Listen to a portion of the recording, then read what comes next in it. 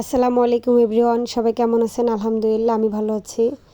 আশা করি আপনারাও ভালো আছেন। তো আমি আজকে নিয়ে আসলাম ডিমের রোস্ট। এটা খুবই মজা হয়েছে আলহামদুলিল্লাহ। সবাই চেষ্টা করবেন বাসায় এটা তৈরি করার জন্য। এটা তৈরি করতে আমি এখন চুলায় বসিয়ে দিলাম একটা ফ্রাই প্যানে পরিমাণ মতো তেল দিয়ে এখানে সামান্য একটু ঘি দিব। এক চা চামচের মতো ঘি দিয়ে আমি এটাকে একটু মেল্ট করে তারপরে এই ঘি এবং তেলের মিশ্রিতভাবে আমি ডিমটাকে হালকা করে ফ্রাই করে নেব। হালকা, বেশি না, একটু হালকা করে ফ্রাই করে নেওয়ার পরে আমি এই তেলেই এই মশলাগুলো অ্যাড করব।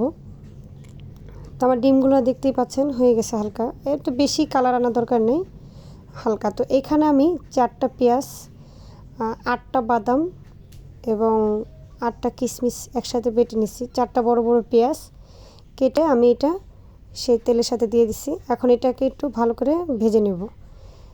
এখন আমি 1 চা চামচ আদা রসুন বাটা মিক্সড করে আর 4 টুকরা দারচিনি, 2টা লং এবং 2টা এলাচ দিয়ে দেব আমি। দিয়ে এটাকে আবারও ভালো করে নেড়েচেড়ে কষিয়ে নেব। কষিয়ে নেওয়ার পর এখানে আমি 2টা কাঁচামরিচ, বেশি কাঁচামরিচ দেব না, এটা হালকা সেন্টও আসবে এবং আপনার একটু ঝালঝালও হবে। স্বাদ মতো লবণ দিয়ে এখন আমি একটু সামান্য পানি দিয়ে আবার মশলাকে কষিয়ে নিচ্ছি। এখানে আমি 1 চা চামচ টমেটো সস, এটা যেটা বাজারে কেনা যায়, ও কিনতে পাওয়া যায়, ওইটা দিয়ে এখন আমি ডিমগুলো দিয়ে দিচ্ছি। ডিমগুলো দিয়ে এটাকে আবার আমি ভালো করে একটু নেড়েচেড়ে কষিয়ে নেওয়ার পরে এটা আমার হাতে বানানো গরম মশলা, আমি 1/2 চা চামচ গরম মশলা দিলাম এখানে, 1/2 চা চামচেরও কম দিয়ে এটাকে আমি ভালো করে আবার একটু মিশিয়ে নিলাম। মিশিয়ে নেওয়ার পরে এখানে আমি অল্প একটু পানি দিয়ে এটাকে ভালো করে মিশিয়ে আপনার এক টেবিল চামচের মতো গুঁড়া দুধ দিয়ে আবারও ভালো করে মিশিয়ে নেওয়ার পরে এটাকে আপনার 10-12টা কিশমিশ দিয়ে আবারও ভালো করে মিশিয়ে নিয়ে আমি ঢাকনা দিয়ে ঢেকে দেব 5 মিনিট পরে আমি 1/2 চা চামচ চিনি এটার সাথে অ্যাড করে দেব।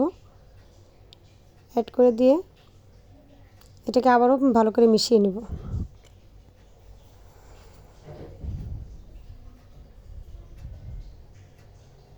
মিশানো হয়ে গেছে, আমার তেলটা উপরে ভেসে উঠেছে। তারপরে আপনার আবারও 1/2 চামচ, এখন নামানোর আগে আবারও 1/2 চা চামচ ঘি আমি দিয়ে নামিয়ে ফেলেছি। এখন আমি পরিবেশন করে দেখাচ্ছি। আলহামদুলিল্লাহ, আসলে অনেক মজা হয়েছে আলহামদুলিল্লাহ। আপনারা অবশ্যই বাসায় ট্রাই করে দেখবেন। আমি এখানে কিছু পেঁয়াজের ব্রেস্তা উপরে দিয়ে দিচ্ছি। এটা দিলে যেমন খেতেও খুব মজা হয় এবং দেখতেও খুব সুন্দর লাগে আলহামদুলিল্লাহ। অবশ্যই বাসায় ট্রাই করবেন। আর আমার